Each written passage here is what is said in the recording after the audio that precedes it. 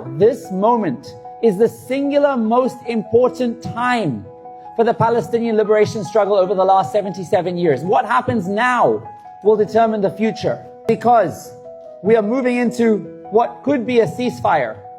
And the greatest fear we should all have is that everybody returns to the status quo. They stop protesting, they stop screaming free Palestine, they stop boycotting, sanctioning, divestments. We just accept it as normal. Because unfortunately, one of the reasons why October 7th even happened in the first place is because the world tolerated an apartheid system. They allowed an occupation to continue. So us as a community have a huge responsibility to keep the Palestinian story alive, even after the ceasefire, not just till this chapter of the genocide ends, but until this occupation is over and the apartheid system is over once and for all. We have to keep the tempo high, we have to keep the energy high. And I believe storytelling and media is one of the most effective ways to do that. The other side has spent decades investing in narrative change, right? Through Hollywood, through social media, through traditional media publications. And unfortunately, we haven't done the same on our side. So the story was told for us, right? Our young people became accountants and doctors and all these real jobs. And on the other side, they were becoming media producers, etc. And they were able to change the narrative. We have to be able to take control of the narrative. It's very, very important.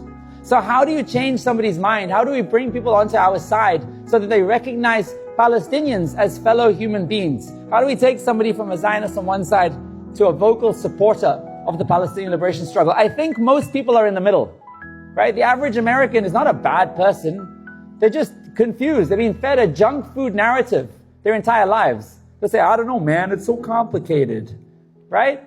But we can bring them across the line. My organization is called Scene TV, and we have a project called Scene Palestine. We're working with 50 creators on the ground and helping them tell stories. We pay them salaries, we buy them iPhones, and they're able to share their lived experience. If traditional media won't tell the real stories of Palestine, these young kids are doing it, and they're generating billions of views and creating a lot of traction. There's 3 stages how to win over a Zionist, how to bring somebody across the line. The first stage is emotional. You can't teach them about the Nakba and the history and the occupation if they don't even recognize that you are a fellow human being. So you need to tell human stories that make them create a sense of empathy, make them cry, make them laugh, make them connect on a human level. The second stage is we educate, speak to their brain, teach them about the Nakba, teach them about the occupation, teach them the backstory, that this started a long time before October 7th.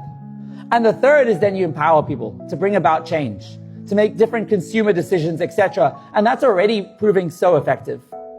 We do this by working with young people